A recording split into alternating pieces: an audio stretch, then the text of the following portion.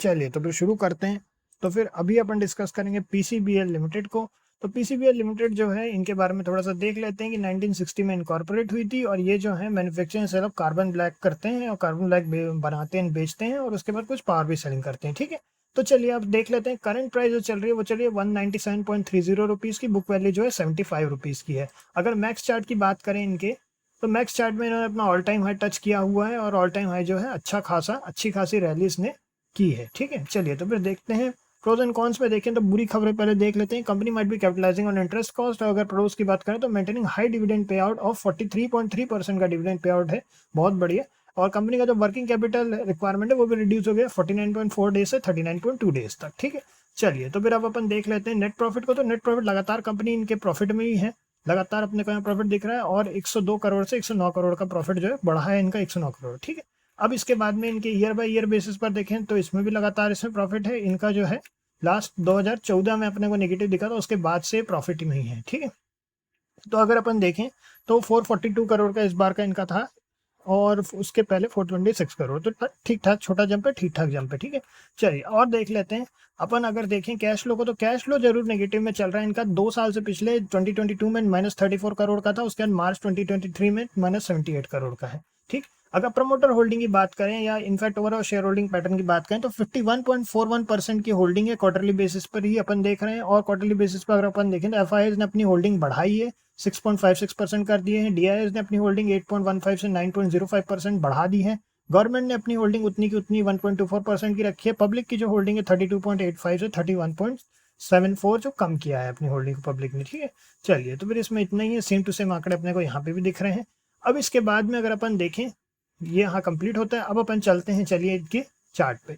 तो चार्ट पे अगर अपन देखें तो अच्छा खासा ब्रेकआउट अपने को यहाँ पे वीकली टाइम फ्रेम हमने यहाँ पे लिया। और वीकली में अगर अपन देखें तो उसके बाद जो रैलीज हैं बहुत ज़्यादा, अगर अपन देखें 2020 के बाद से जो रैली शुरू हुई थी, टेस्ट करते करते रिटेस्टिंग होते होते ये अपना ठीक ठाक अपसाइड ब्रेकआउट अपने को दिखा रहा है। ठीक है, अगर अपन देखें तो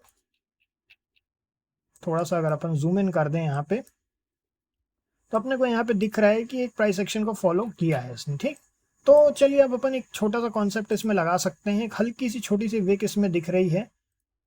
जब भी इस तरह की रैली होती है, जैसा आप लोगों को पता है, हमारी एक थ्योरी है कि कुछ सेल ऑफ आने के चांसेस होते हैं, तो अपन थोड़ा सेफ्टी मार्जिन ऑफ सेफ्टी के लिए पोजीशन साइजिंग हमेशा छोटी रखेंगे। और अगर अपन ब्रेकआउट की बात करें तो 199 के ऊपर ही कोई बाइंग करने की उम्मीद है इसमें।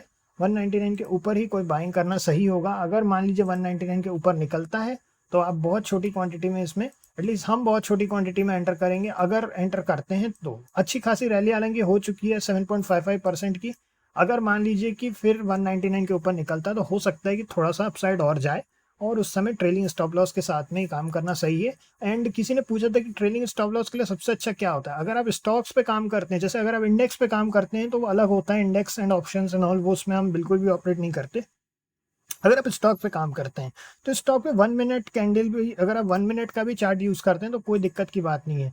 ट्रेल करने के लिए 1 मिनट भी काफ़ी है। ठीक है, ऐसी कोई दिक्कत की बात नहीं है। और 3 मिनट भी ठीक है, 5 मिनट भी ठीक है, 15 मिनट भी ठीक है, सभी ठीक है। लेकिन बहुत ज़्यादा बहुत बड़ा टाइम फ्रेम नहीं, 15 मिनट मैक्स है, उससे ज़्यादा का नहीं रखना है।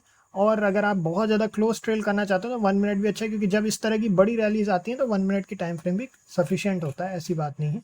ठीक है, क्योंकि अगर अपन देखें 1 मिनट की कैंडल पर भी, चलिए अभी अब इसमें इस तरह के एनालिसिस नहीं करते। 1 मिनट की कैंडल कई बार देखिए इस तरह की चीज़ें हो जाती हैं। अगर आप 1 मिनट की कैंडल को ही अगर ट्रेलिंग लेकर के चलेंगे तो आपका स्टॉप लॉस थोड़ा पहले लग सकता है, तो ये भी एक चीज़ होती है। लेकिन वही है कि कई बार वो आपको बड़ी नेगेटिव आने से भी बचाता है। तो चूंकि आप स्टॉक में काम कर रहे हैं तो उतना ज़्यादा स्ट्रेस नहीं रहता है ना। सबसे अच्छा 5 मिनट का है, एटलीस्ट हमारे एक्सपीरियंस में भी। और इनफैक्ट इस चार्ट में भी अपन देख सकते हैं 5 मिनट का अगर अपन ट्रेल करते हुए चलें तो बहुत अच्छा आपको स्मूथ ट्रेलिंग मिल सकती है। ठीक है, चलिए इसमें इतना ही है, फिर नेक्स्ट में मिलते हैं अपन। ओके।